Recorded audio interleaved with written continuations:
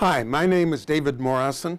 I'm a NASA space scientist, and I want to talk to you very briefly about Nibiru. I'm doing this because I received a note from a 12-year-old girl recently that said she wondered if the video I made 2 years ago was still valid, that she and her classmates were scared about Nibiru, and could I please explain, from a science point of view, why we know Nibiru is not real and is not a danger.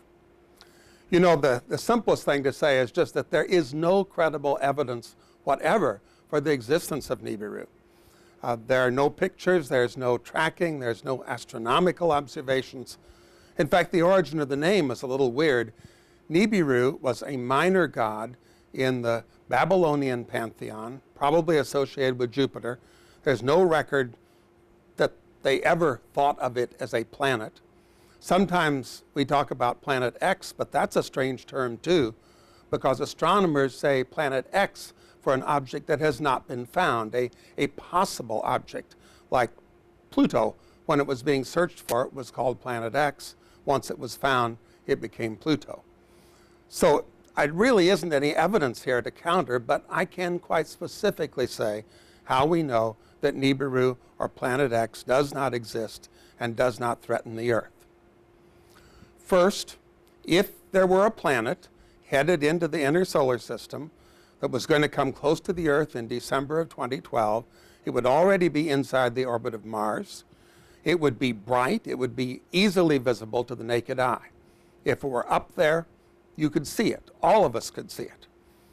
And the crazy thing is people who say they are observing it but never tell us where to look so we can verify.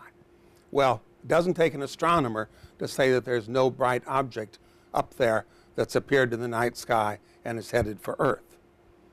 Second, if Nibiru were real and it were a planet with a substantial mass, then it would already be perturbing the orbits of Mars and the Earth. We would see changes in those orbits due to this rogue object coming into the inner solar system.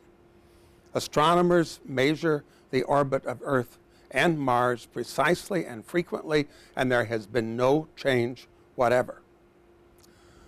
Third, and perhaps most telling, if this object had come through the solar system in the past, and you remember the idea is it's on an orbit of 3,600 years. If it had come through in the past, its gravity would have messed up the orbits of the inner planets. The Earth, Venus, Mars, probably would have stripped the moon away completely. Instead, in the inner solar system, we see planets with stable orbits. We see the moon going around the Earth.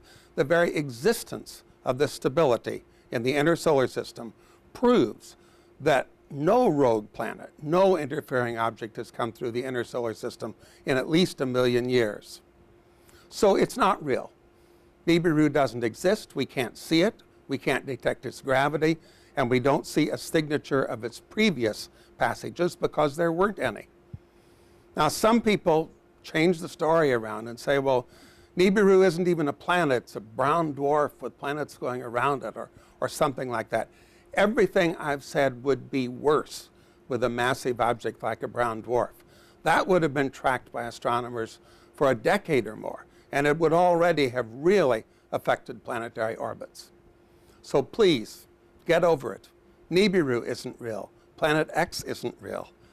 We don't have to worry about this hoax.